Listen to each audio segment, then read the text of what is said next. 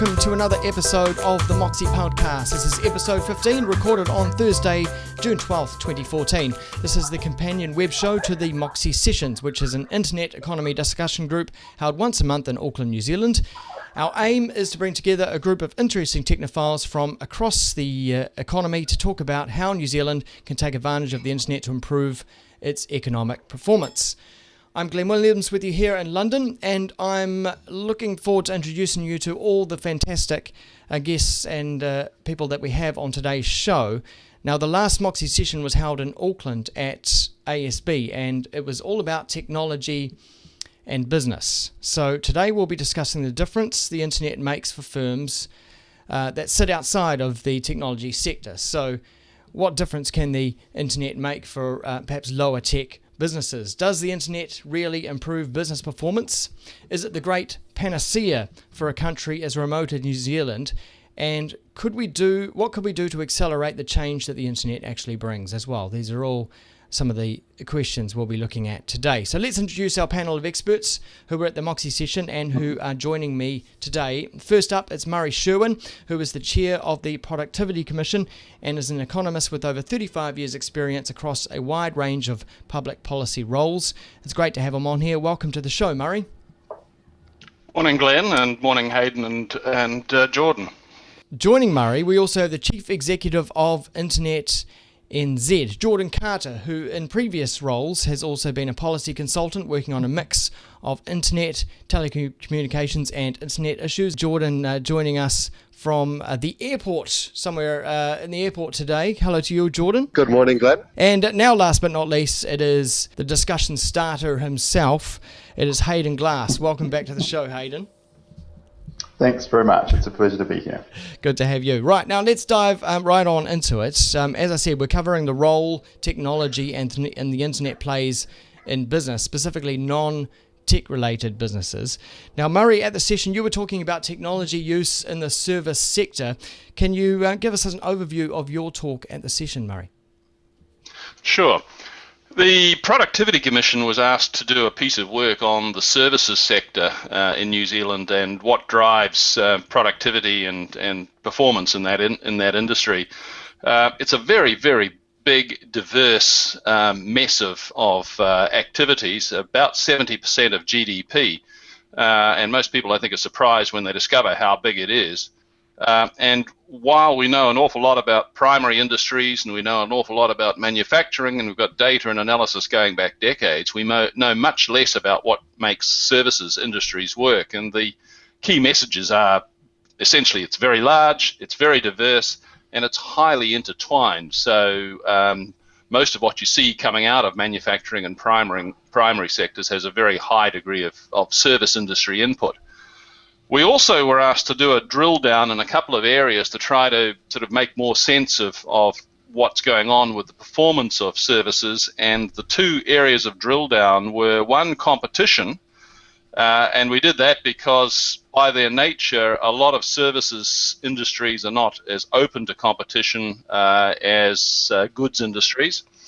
And the other bit, which is of direct relevance here, is the ICT sector, and not the ICT producing sector, but how it's applied throughout services, and what lessons do we learn from elsewhere, and what are the obstacles to making really smart use of ICT.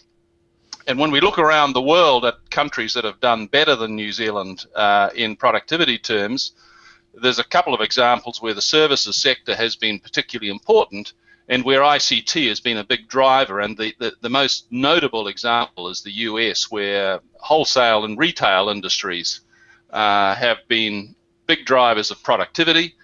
And ICT and the application of ICT right through the supply chain supporting those industries has been important. In fact, one of the big surprises for me was to discover that Walmart by itself had contributed over half of the productivity gains in the US wholesale and retail industry. So we were looking at that. We were looking at the transformative nature of ICT and the fact that it's also highly disruptive. And in New Zealand, we appear to spend about as much as others do proportionately on ICT, but we don't seem to get the gains. And so why is that? Is it because, we have a very small economy? So certainly for some areas, economies of scale matter. The big investments in really high quality, sophisticated IT capability can really need big scale to justify it. Secondly, there's the issues of geography. We are a long way away. That's not an excuse, but can we use IT in a way to overcome that? We appear to have some issues with management quality, and that's a question of how you understand your own business and business processes, and then how you understand the capability of ICT, and how do you really transform your business processes, not just sort of take a paper-based process and computerize it, but transform the business process to make use of the capability that's available.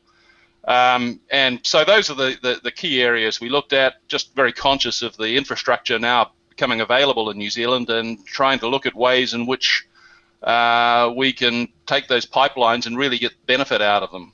So that's a quick précis. Thanks for that, Murray. Now, this will be a good time to hear from you, Hayden, actually. At the session, you were looking at some recent study results that show what sort of impact the internet has had on non-tech-related businesses. Can you give us a rundown on those?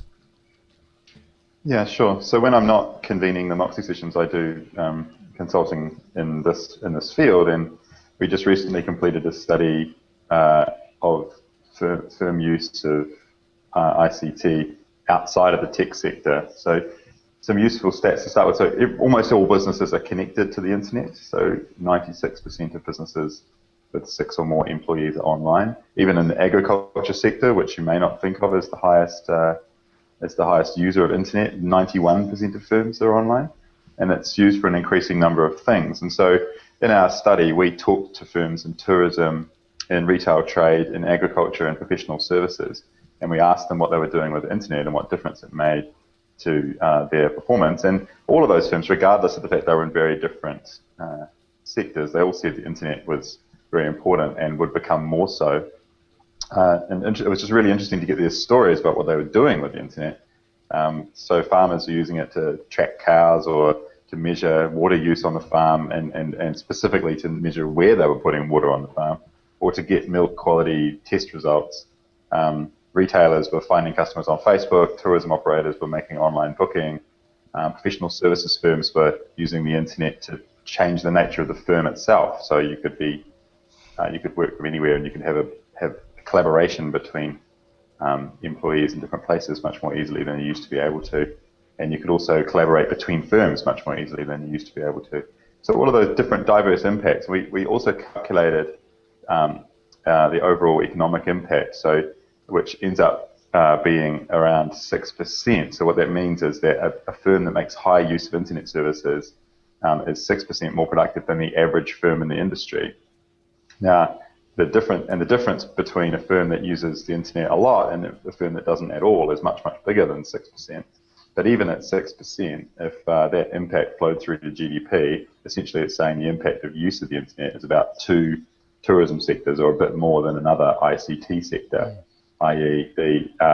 the internet's having quite a big impact economically on the performance of firms that are outside the tech sector. And I think, as kind of Murray was saying, and you've also said, Glenn, that we're reaching the point where connectivity, like connecting to the internet itself, is a solved problem. There is a USB connectivity, there's a fiber transition happening, but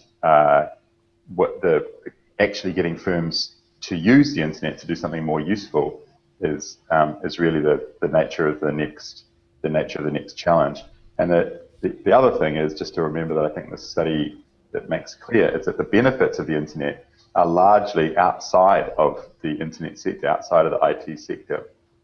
Not because the IT sector isn't important, but just because the rest of the economy is so much bigger than the ICT sector. And so we need to be thinking about how do we activate use of the internet, productive use of the internet by firms outside of the ICT sector, as well as startup weekends and starting more businesses and incubators and accelerators and commercializing new technologies and all of that stuff, which we focus so much attention on. Thanks, Hayden. Now, of course, all this relies on an internet that considers all its bits and bytes that are actually travelling along it are actually all created equal, and everyone actually has a fair crack at doing business online. Now, I know this is something that Jordan Carter from Internet NZ highlighted at the last Moxie. So, Jordan, can you give us a rundown on your thoughts at the last session? Yeah, sure, Glenn. There were two main points I was making, really, which is what kind of internet allows the sorts of gains that Hayden was talking about, and what are the specific things that it actually lets us do. And it's an internet that can be described as open and uncapturable, which is words we've used for a while. It's built on open public standards. It's a single internet all around the world. And as Hayden also mentioned, it's getting faster and faster. So overall, the internet as it is today and as we would like to see it stay creates an environment of permissionless innovation. That's the tagline people are using. And what it means is that people don't need to go and get permission to attach a new service or make a new website or develop a new protocol. As long as they go through the consensus building processes, once it's on the network, anyone can get the software, anyone can develop a new way to implement it. And it kind of unleashes the creativity that's developed all the things we've seen so far, from websites and web browsers to everything you can imagine, the Apple iTunes store and so on. So what does an internet like that allow that can help New Zealand businesses grow? I think there were four things that I mentioned, all around the fact that we need to sell more things of higher value. And to be able to do that, in part, we need to learn more from the world, from collaboration and so on. And what the internet does is let those two things happen more easily. You can cut the costs of provision, and you can raise the value, and you can access a bigger market. So in terms of costs, you can access a whole bunch of cloud infrastructure. That means that if you need a slightly bigger web server, rather than spending 5 or 6 figures on a new computer, you can just rent another 10 gigabytes of space online. So that kind of software and infrastructure as a service is a huge cost saver for businesses as they're growing. Markets get bigger and closer and more accessible. If you've got the right kind of e-commerce site and the right branding, you can get people from all around the world to come and buy your products, whereas in the past that would have had huge marketing and transaction costs attached.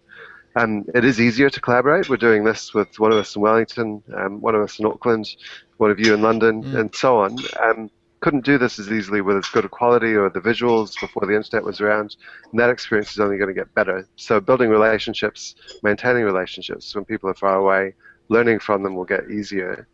And so those are just three separate ways where the rise of this kind of open internet platform can add value or cut costs for business.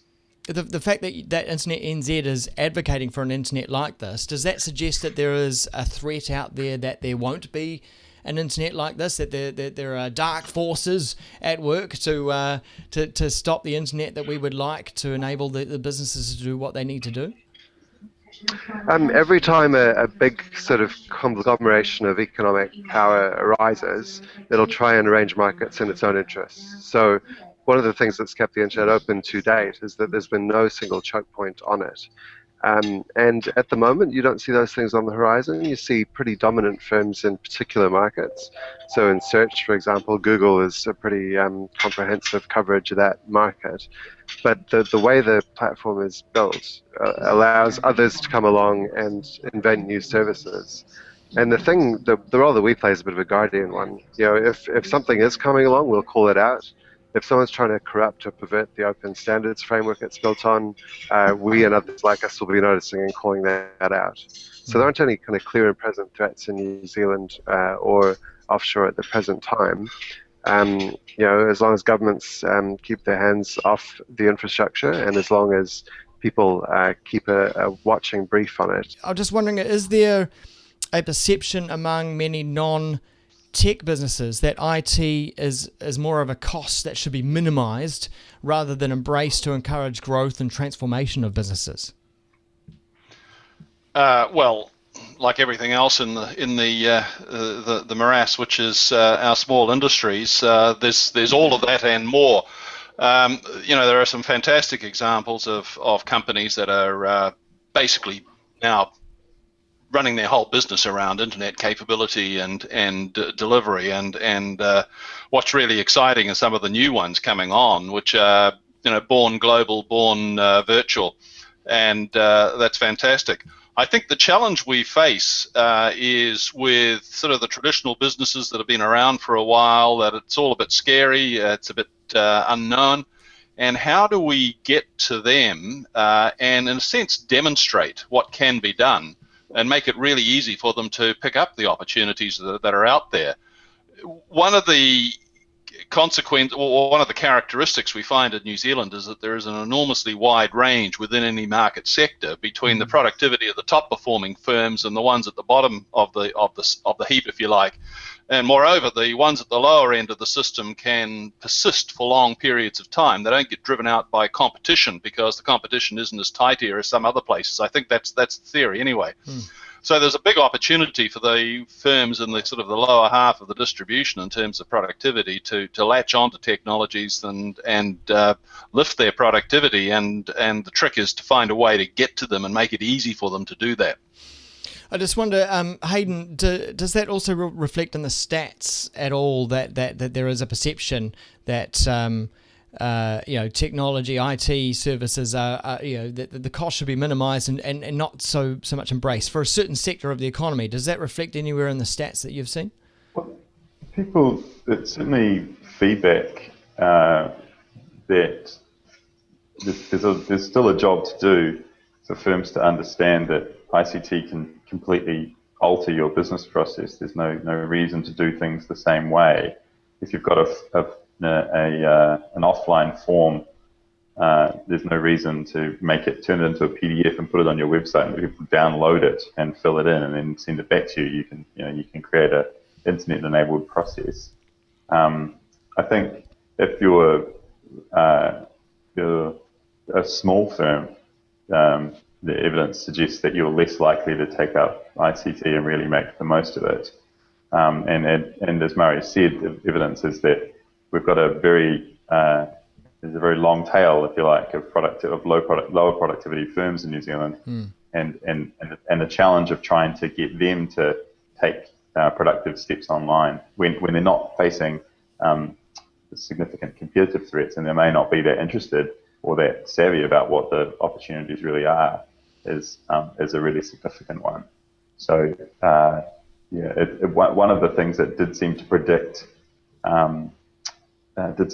business engagement with ICT issues and business transformation through ICT was whether there was someone in the firm who was keen on ICT type issues.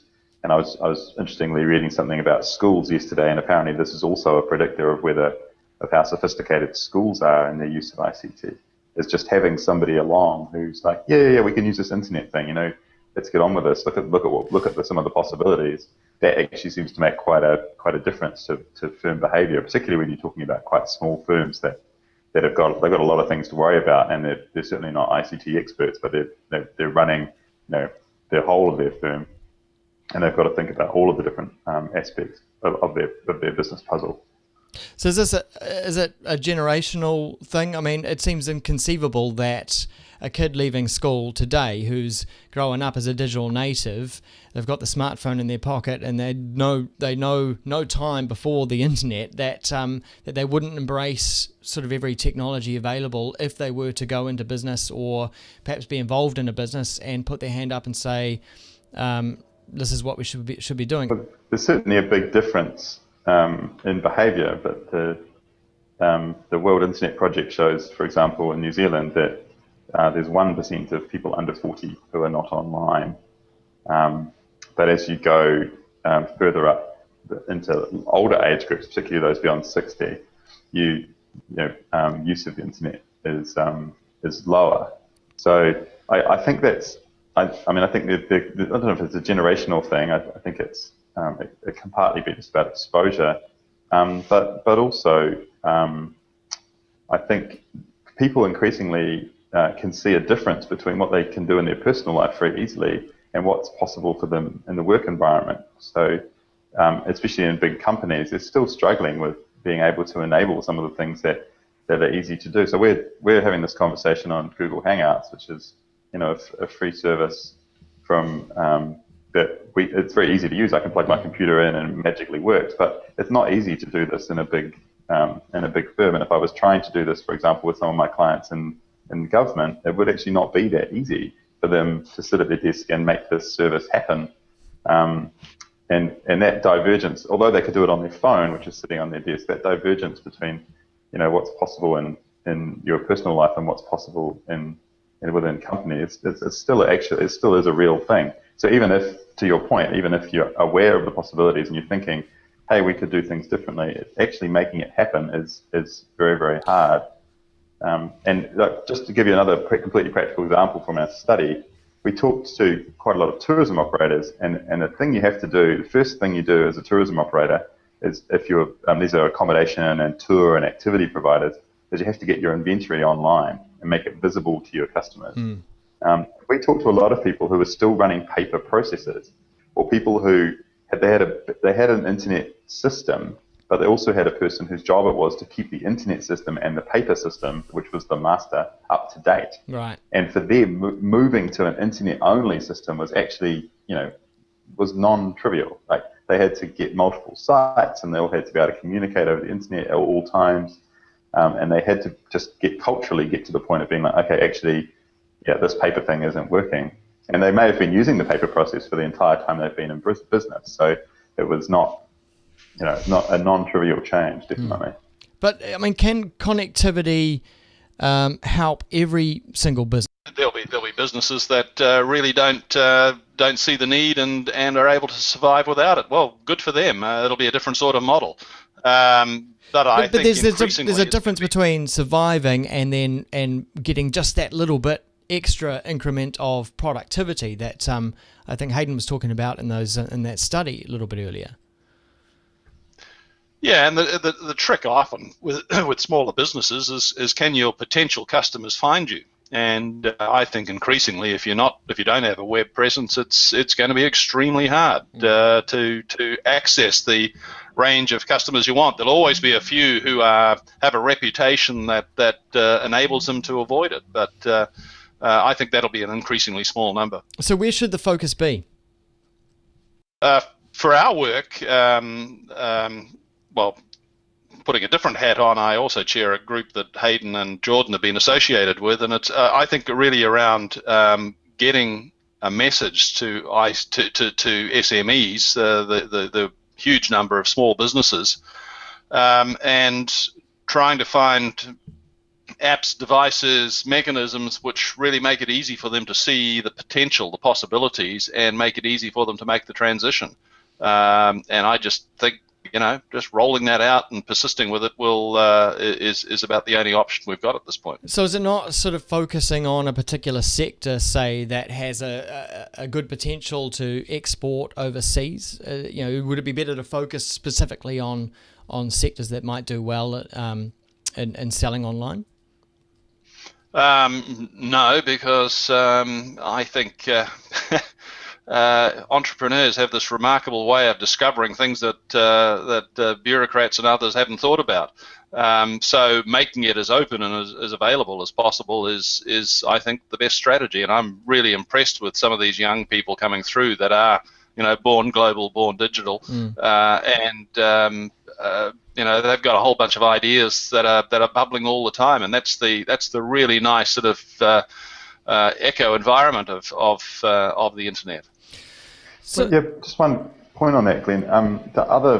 It's really important New Zealand take advantage of the internet to boost its exports and boost its engagement with the world. But the internet can also boost domestic competition. And that is which applies kind of even for goods and services that can't be traded internationally.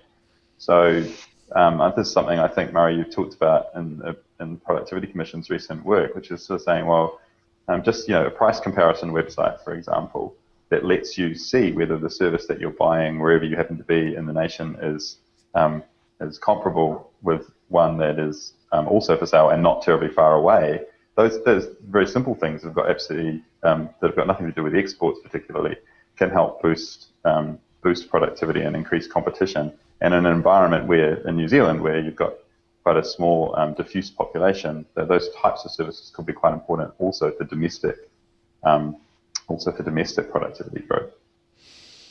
So how much awareness is there of ultra-fast broadband, and is it actually translating to uptake and increased productivity amongst SMEs, as Murray was talking about? I mean, what needs to be done to connect more businesses to ultra-fast broadband? Jordan, have you got any thoughts on UFB?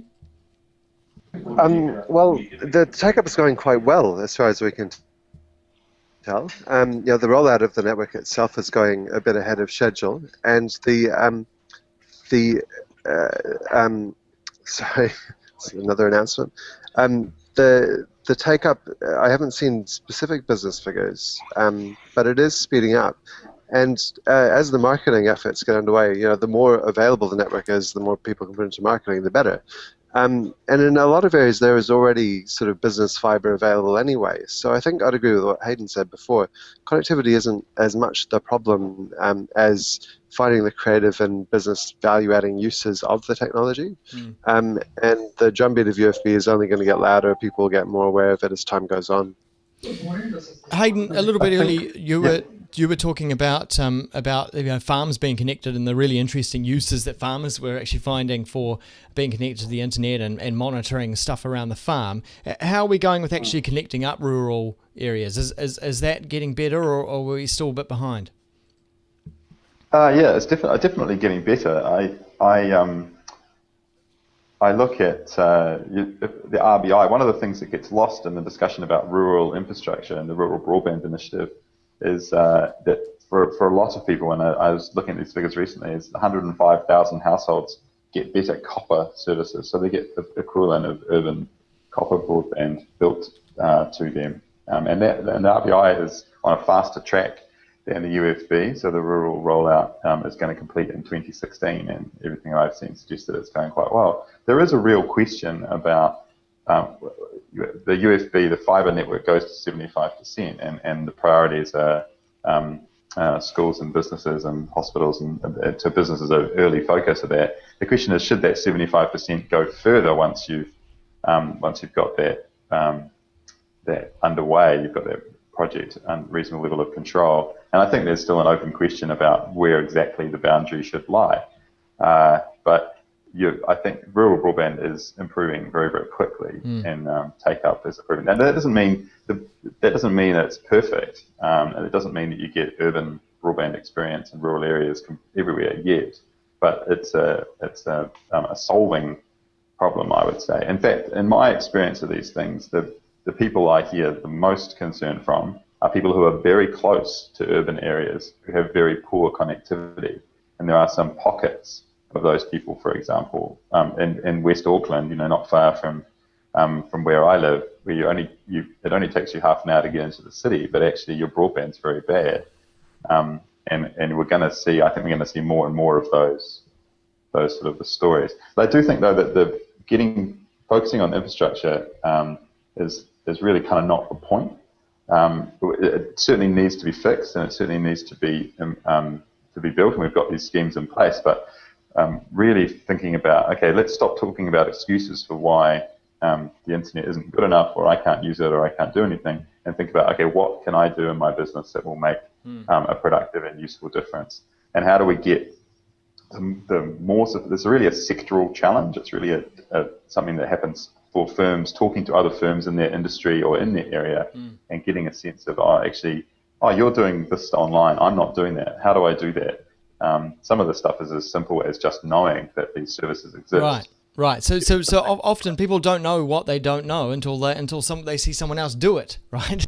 So is there a place where people can see these stories? Is anyone telling these stories about how someone managed to increase their gross revenue one year because they got on the internet and used a particular cloud product or whatever it was? Is there somewhere for people to go? Do any of you know? Well, there's two examples you could give, Glenn. One is the work the Innovation Partnership is doing to actually highlight cases and so on, and to give people stories and case studies around how people are using the internet for a range of economic, social uses and so on. And I just want to come back to your known unknowns point. It sounds a bit like Donald Rumsfeld back from the 2000s, but it is a real issue. People don't know where to go to find out what to do, and there's been a tool created by a few of us in partnership with the Digital Journeys tool in New Zealand, which is a nice, small, easy survey that people can fill out.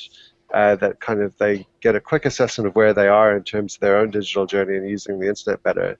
And it gives them very practical steps on how to lift up to the next level of use. So that's two examples I could give you. I can't remember the web, the innovation partnership stuff. Murray will know that though. Well, Innovation Partnership is literally innovationpartnership.co.nz, I think. And Digital Journeys is one word, and I think .org. It'll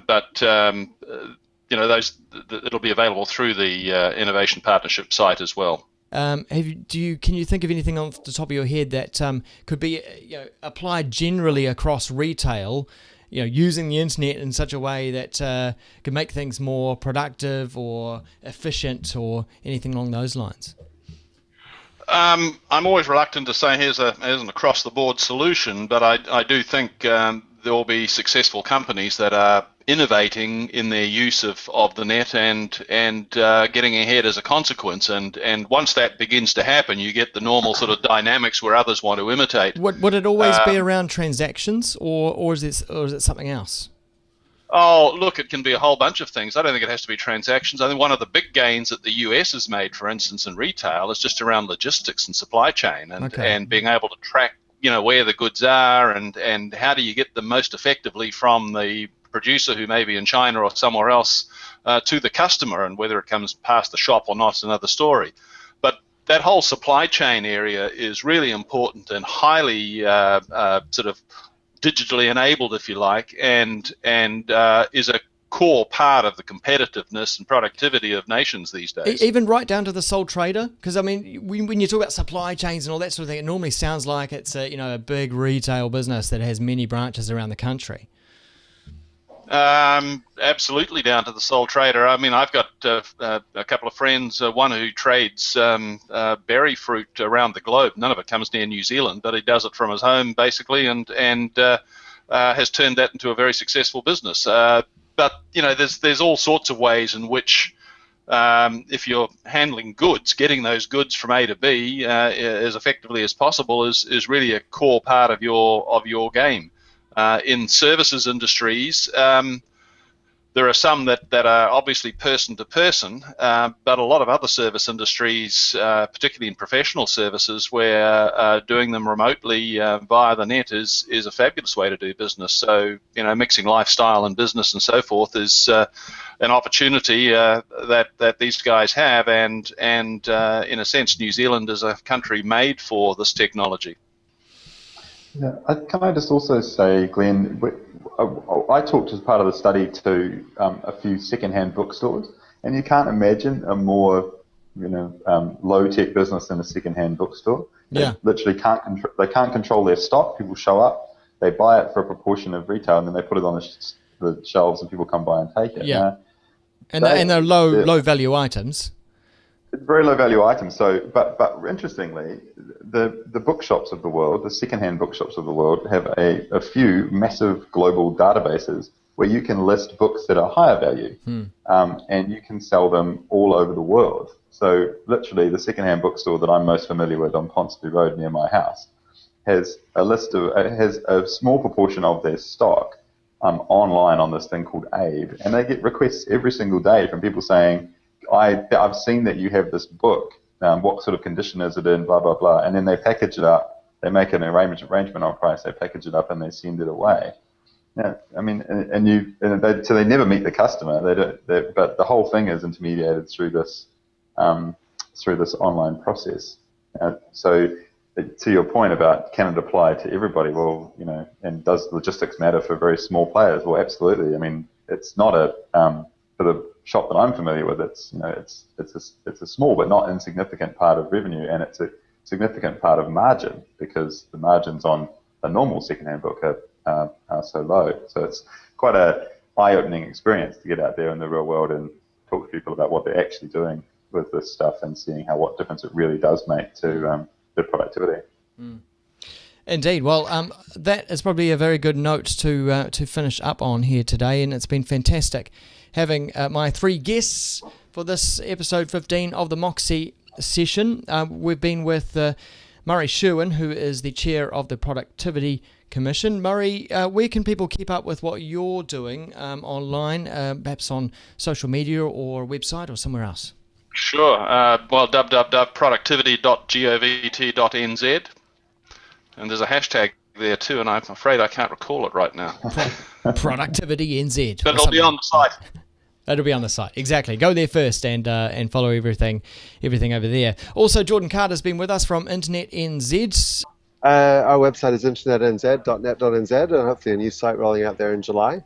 And we're on Twitter at internetnz, and we're on the Facebook as well. Very good. And thanks so much for making the time in the airport there in between flights, obviously, which is very, very cool of you. And also Hayden Glass as well, the man from the Moxie Sessions, the convener, as it were. What are you doing online? Yeah, well, the Moxie Sessions is, of course, the best place to go. And you can follow me on Twitter at @whereishayden.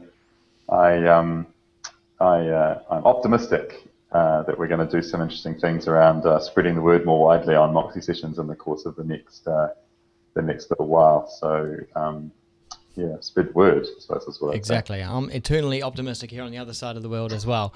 Lovely to meet you all, and a really great privilege to have you all on and discussing this topic. The moxiesessions.co.nz is where you'll find their full archive, a transcript, also the links to what Vaughan Davis does. I think he does a whole write-up about the session and what people spoke about, and that goes in the NBR, which is really cool. And you can also subscribe to the audio as well as see the video on YouTube, all at the moxiesessions.co.nz. I'm Glenn Williams with you here in London. Until next time, have a good one. See ya.